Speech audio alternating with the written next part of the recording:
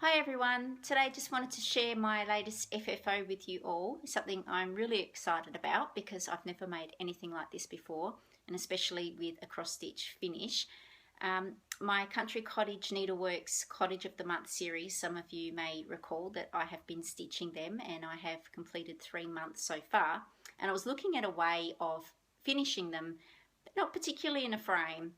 And I was tossing up the idea of a flat fold, but then I decided to create them like this. And this is a cube. How cute is that? So this is a polystyrene cube, and my cross stitch fabric is attached to the front, and on the back I have just gone for a plain coordinating pink. This is like a drill cotton fabric and a blue ribbon. So I picked colours from the design obviously, and I added some little feet to the bottom of mine. And I have also done one for June, and this one's my favourite. This one I went with a polka dotted fabric with the yellow ribbon, a different yellow ribbon this time, and again with the feet at the bottom. I just love this. It's so quick and easy to do, no sewing machine required, just need to cut some fabric, need some pins and a little bit of imagination, and you too can create one of these. Simple.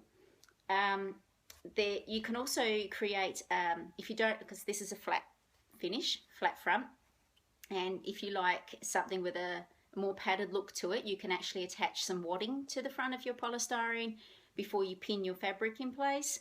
But I was way too impatient for that, and I just, to be honest, I liked the flat finish for the cottages. I may do the wadding front to something different, to a different type of design, but absolutely love these. I've done a tutorial for you guys in case you would like to give this a go. Highly recommend it. As I said, super easy to make. I believe those of you in America, you can purchase your polystyrene cubes already cut to size, which is awesome. I couldn't find that here in Australia. I had to buy a big sheet of it and cut it myself. And warning with that, cutting it is messy. So make sure you're doing it in an area that you don't mind creating a bit of mess, because you'll have some vacuuming to do afterwards. But well worth it, and yeah, it's just so simple and easy. So I will attach the tutorial. I hope you enjoy it, and I hope this motivates you to turn some of those smaller finishes into something like this. Thanks guys. To make your no-sew cube, you will need a few supplies. You will need your cross-stitch design, obviously, a piece of styrofoam, otherwise known as polystyrene here in Australia.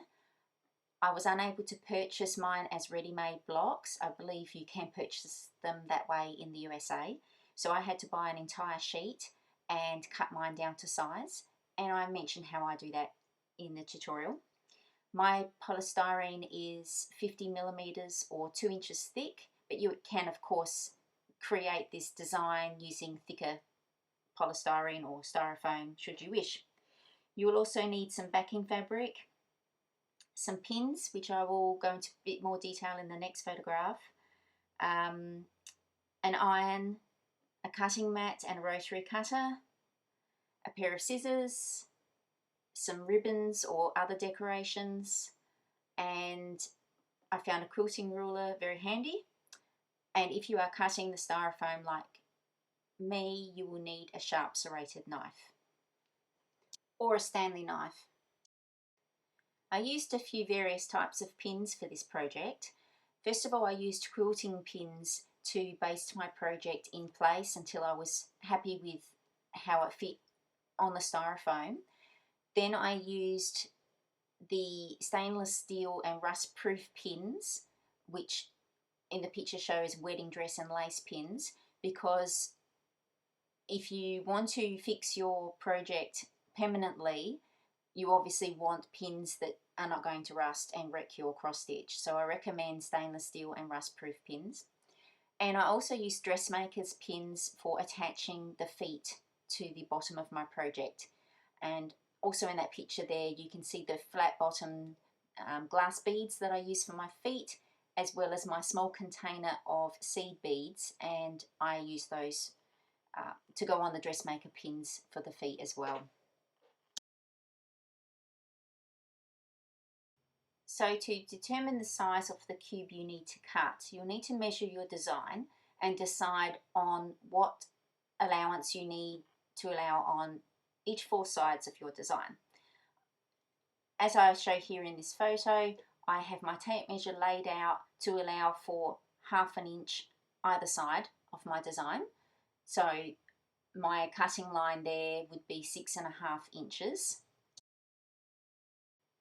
And lengthwise it works out to 6 5/8 of an inch. You can of course choose a completely different size border to what I've mentioned, but this is just what I have chosen for this design, and all my measurements will be based around this. So laying my quilting ruler out along the edge of my styrofoam, which was the perfect length, I measured out my 6.5 inch width and my 6 5/8 inch length, and I ruled that up with a pencil so that I had a precise cutting line to follow. And then I proceeded to cut using my serrated knife, and I will make mention right now that if this is styrofoam, this is a very messy process if you're going to cut it. So having a little vacuum cleaner handy is also a great option. So now that you have your cube, whether it's ready cut or you've just cut it yourself, I recommend putting your design over the top of the cube and checking the placement.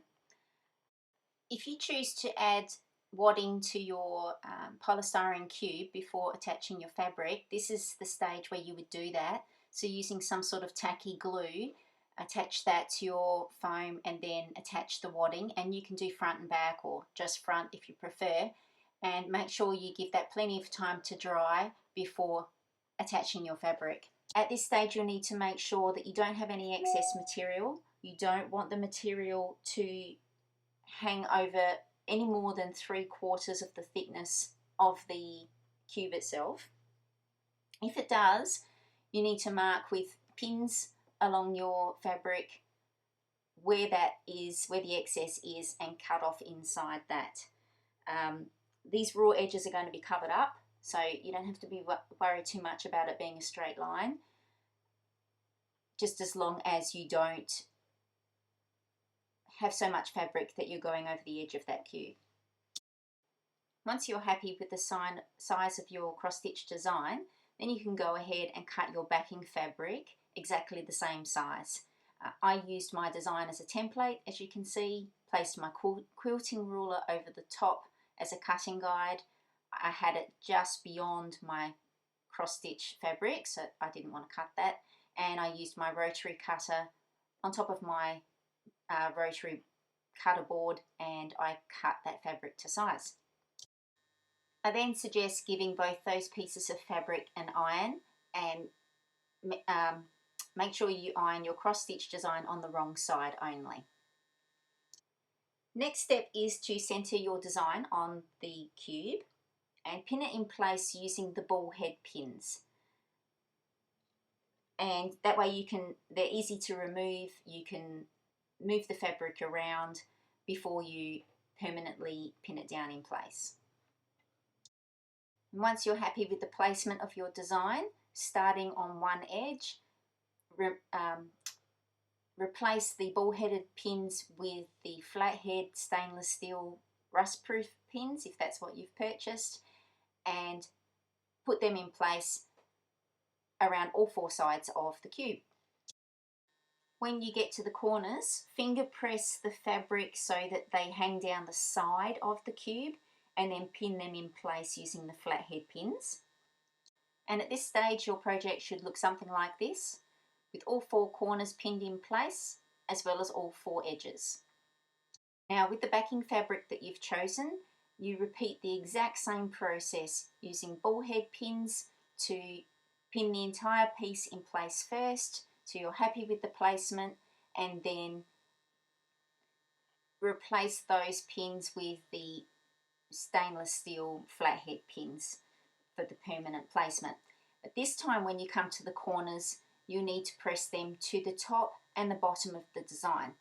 This is done to reduce bulk, because obviously you don't want all the corners all on one side of the design. So this way you'll have corners pinned on all 4 sides of your cube. So now we need to cover up these ugly edges that we can see. So to cut a long strip of fabric, to do that, you will need to measure around the entire cube. As in this photo here, you can see my measurement is 26.5 inches. So take that measurement, and I suggest to add on an extra inch. Then measure the width of your cube, and mine is 2 inches, and we need to double that. So we will be cutting a piece of fabric 27.5 inches by 4 inches wide. So again, using my rotary cutter and mat and my quilting ruler, I measured that out perfectly and cut my strip of fabric, and you only need 1. So now we're going to give this band an iron. So placing the fabric with the right side facing down on your ironing board, fold the long edge to the middle point of that band and then give it an iron. Then you're going to do exactly the same for the other edge of the band, so that both raw edges will be meeting in the exact middle, and it will actually look like a piece of bias binding. So if you've done this correctly, you will end up having the exact same width as your cube.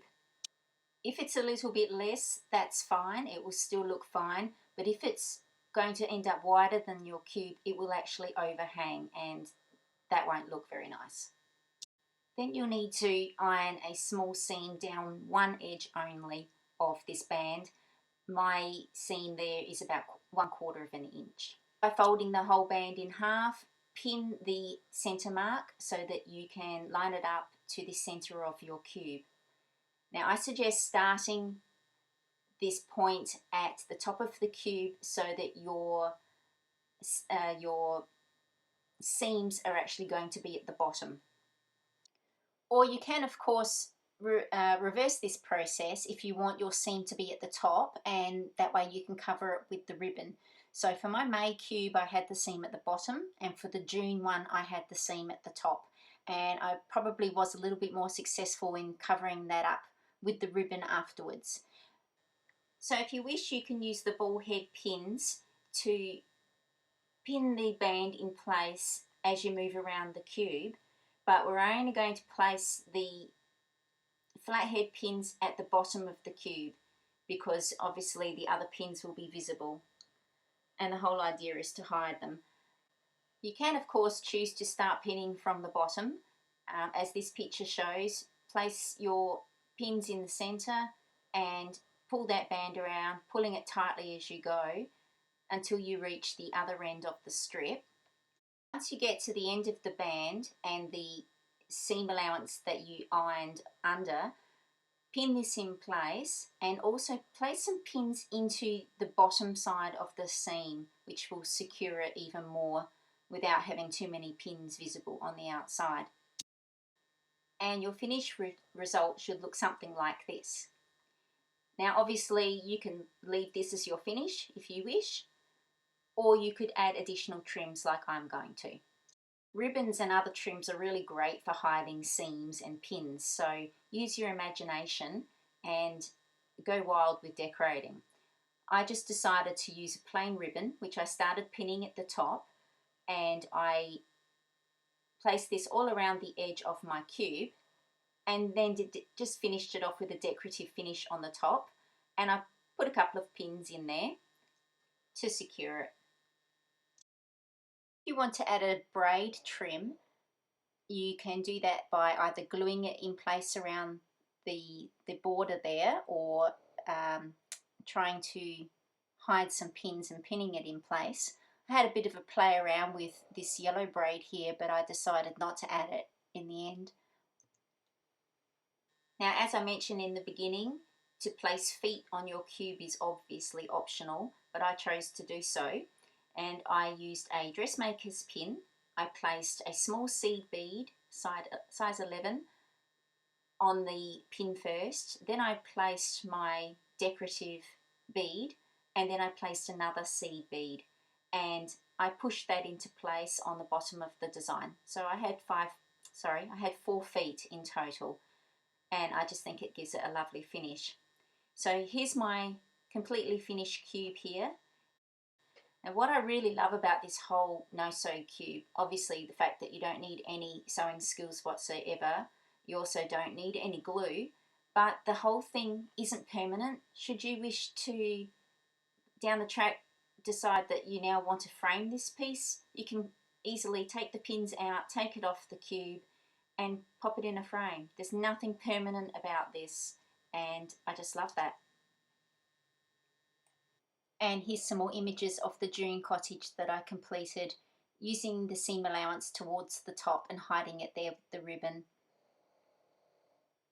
So I hope you all enjoyed this tutorial. If you have any questions or comments, please leave them below and I'll get back to you as soon as possible. Thank you for watching and have a great stitching day. Bye.